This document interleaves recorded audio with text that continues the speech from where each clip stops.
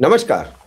आप देख रहे हैं स्पेशल कवरेज न्यूज और मैं हूं आपके साथ शिव कुमार मिश्रा। मेरे पीछे दो तस्वीरें हैं। एक तस्वीर बीजेपी के प्रदेश अध्यक्ष पंकज चौधरी की है, तो दूसरी तस्वीर बीजेपी के उप मुख्यमंत्री पूर्व प्रदेश अध्यक्ष केशव प्रसाद मौर्य की है। दोनों के विचार ब्राह्मण विधायकों की मीटिंग पर अलग अलग दिखे। जहां पंकज चौधरी ने खुलेआम चेतावनी दे दी कि यह ब्राह्मण विधायक ही नहीं, कोई भी विधायक अगर ऐसा कृत्य करेगा तो उसके खिलाफ कार्रवाई की जाएगी। और इसके बाद हड़कंप मचा हुआ था। विधायक एक दूसरे से बात नहीं कर रहे थे, मीडिया के सामने नहीं आ रहे थे, लेकिन केशव प्रसाद मौर्य ने कहा चश्मा उतारिए, चश्मा लगाइए, देखिए किसे देखना है, क्यों आए विरोध में। और साथ ही साथ उनके साथ दो मंत्री भी योगी सरकार के उनके समर्थन में उतर गए। और इस उतरने के बाद जो विधायक ब्राह्मणों की बैठक हुई, ब्राह्मण विधायकों की बैठक हुई, जो मामला ठंडे बस्ते में जा रहा था, एक बार फिर उबाल पर आएगा। आखिर केशव प्रसाद मौर्य क्यों खड़े हो गए ब्राह्मण विधायकों के समर्थन में, एक बड़ा सवाल है। और इस सवाल को क्या कहा है केशव प्रसाद मौर्य ने। पंकज चौधरी की टिप्पणी पर यह खतरनाक पलटवार है। क्या भारतीय जनता पार्टी ब्राह्मण विधायकों की मीटिंग पर दो फाड़ नजर आई? एक फाड़ केशव प्रसाद मौर्य एक तरफ पंकज चौधरी, बीच में ब्राह्मण विधायक।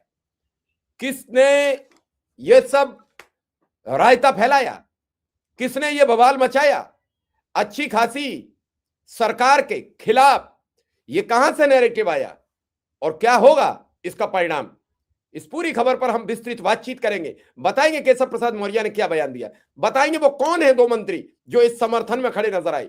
इस पूरी खबर पर जानने के लिए बने रहे हमारे साथ और अंत तक देखें। लेकिन उससे पहले आपसे गुजारिश, चैनल पर जो साथी हैं जिन्होंने सब्सक्राइब नहीं किया है वो सब्सक्राइब कर ले, बेल आइकन बटन दबा दें, हो सके तो सदस्यता ले लें।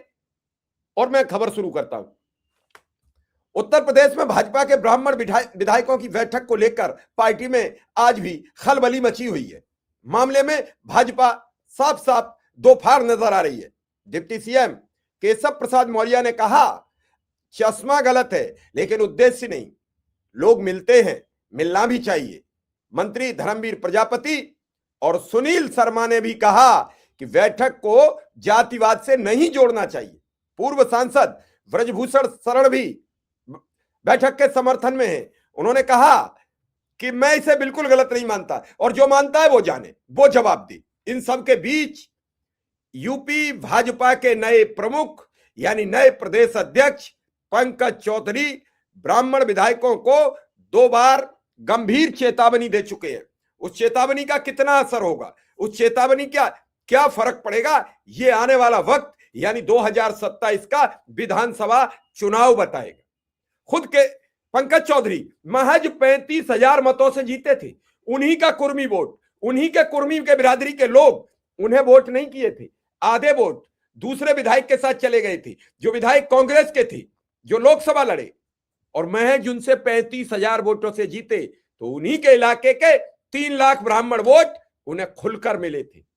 तब पंकज चौधरी संसद पहुंचे और आज वही पंकज चौधरी ब्राह्मणों पर सवाल करते नजर आ रहे हैं, ब्राह्मणों पर टिप्पणी करते नजर आ रहे हैं, चेतावनी देते नजर आ रहे हैं। तो अगर ब्राह्मण बिगड़ा तो क्या पंकज चौधरी 2029 में सांसद बनकर दिल्ली पहुंचेंगे? ये सवाल है। क्या फिर एक बार फिर पंकज चौधरी ने भाजपा और खुद के लिए मुश्किलें पैदा की है? इन सब के बीच दो बार चेतावनी दे दी, एक बार प्रेस रिलीज और दूसरी बार मथुरा से, कि किसी ने भी ये ऐसा कृत्य किया, करेगा कौन? ब्राह्मण विधायकों ने बैठक की तो वही तो करेंगे, उन्हीं ने की। ऐसे में पंकज चौधरी का ये सख्त लहजा, एक्शन लेने की बात कहां तक पहुंचाएगी? यूपी भाजपा प्रमुख की चेतावनी के बाद कांग्रेस सपा ब्राह्मण वोटरों को अपने पक्ष में करने की कोशिश में जुटेगी। कांग्रेस प्रदेश अध्यक्ष अजय राय ने ब्राह्मण नेताओं को मजबूत स्टैंड लेने को कहा है। वहीं अखिलेश यादव ने कहा जिसे अनुशासनहीन कहकर अपमानित की जाने वाली चेतावनी सरेआम दोहराई जा रही हो, वो भी इन दंभी सत्ताधारियों को शासनहीन कर देंगे। लगता है अहंकारी सत्ता सरयू के पावन जल में खड़े होकर ली गई शपथ का परिणाम भूल गई। सत्ताधारी किसी का सम्मान नहीं कर सकते तो अपमान भी ना करें। क्या कहा डिप्टी सीएम ने? डिप्टी सीएम केशव प्रसाद मौर्य ने कहा चश्मा गलत है लेकिन उद्देश्य गलत नहीं। लोग मिलते हैं, मिलना भी चाहिए। अगर कोई विधायक किसी के जन्मदिन, सालगिरह या लिट्टी चोखा खाने चला जाए तो उसे जातिगत बैठक के रूप में नहीं देखा जाना चाहिए। और उनके इस बयान से एक बार फिर इन विधायकों की बैठक में खलबली मचेगी। जबकि पूर्व सांसद ब्रजभूषण शरण सिंह ने कहा 4 क्षत्रिय मिल जाएं या 4 ब्राह्मण मिल जाएं, साथ बैठकर चर्चा करें, इसमें क्या गलत है? मैं तो कुछ गलत देख नहीं रहा हूं। मैं इस बैठक का स्वागत करता हूं, इसे गलत नहीं मानता हूं और जो मानता है वो माने। यूपी सरकार में मंत्री धर्मवीर प्रजापति ने कहा जब सत्र चलता है, विधायक इकट्ठे होते हैं तो साथ में बैठक कर लेते हैं, इसे जातिवाद से जोड़कर नहीं देखना चाहिए। इतना ही नहीं, मंत्री सुनील शर्मा ने कहा जब सदन चलता है 4-6 लोग बैठते ही हैं, हम कभी पश्चिम के लोग बैठ जाते हैं तो कहेंगे पश्चिम के लोग साथ बैठ गए। इसका कोई राजनीतिक मतलब निकालने का उद्देश्य नहीं है, यह बात समझ लो। बैठक में बैठने वाले लोगों ने राष्ट्र, सनातन और पार्टी को मजबूत करने की चर्चा की होगी। पूर्व प्रदेश अध्यक्ष, राष्ट्रीय उपाध्यक्ष लक्ष्मीकांत वाजपेयी ने कहा ब्राह्मण विधायकों की बैठक किस उद्देश्य से हुई थी, बैठक में शामिल कौन कौन लोग थे, उनके क्षेत्र में क्या कोई समस्या थी, उन्हें कोई कठिनाई थी, इनका पता लगाए बिना कुछ नहीं कह सकते। यह भी देखना होगा किसकी प्रेरणा से ब्राह्मण विधायकों ने बैठक की। मुझे लगता है इसके पीछे भी यही वजह रही होगी। सवर्ण आर्मी प्रमुख ने कहा 50 ब्राह्मणों का होना गलत कैसे, ऐसे में भाजपा में अल्पसंख्यक पिछड़ा मोर्चा क्यों बनाया गया जब ब्राह्मण विधायकों को नहीं बैठने दिया जाएगा? सभी लोग थे, किसी को गाली देने की जरूरत नहीं है। क्या ब्राह्मण विधायक किसी को गाली देने के लिए साथ बैठे थे? विपक्ष ने क्या कहा? अखिलेश यादव ने कहा अपनों की महफिल सजे तो जनाब मेहरबान और दूसरों को भेज रहे हैं चेतावनी का फरमान। शिवपाल यादव ने कहा भाजपा के लोग जाति में बांटते हैं, बीजेपी से नाराज ब्राह्मण विधायक सपा में आ जाएं, पूरा सम्मान मिलेगा।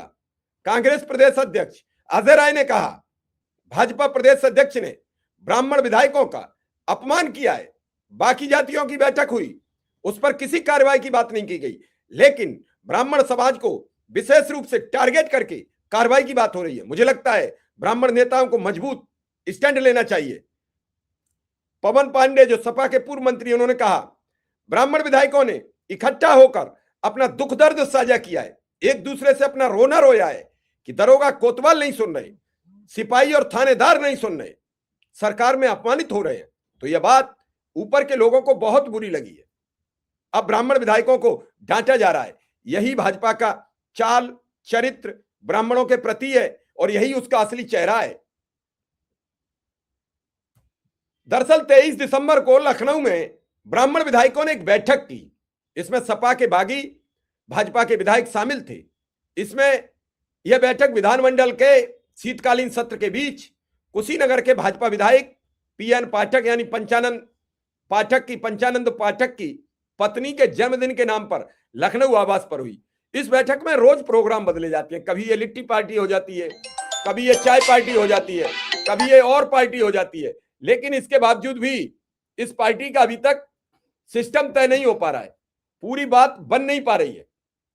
तो ये पहले तो ये समझना पड़ेगा कि पार्टी थी क्या। अब बताई जा रही है कि उनके पत्नी का जन्मदिन था।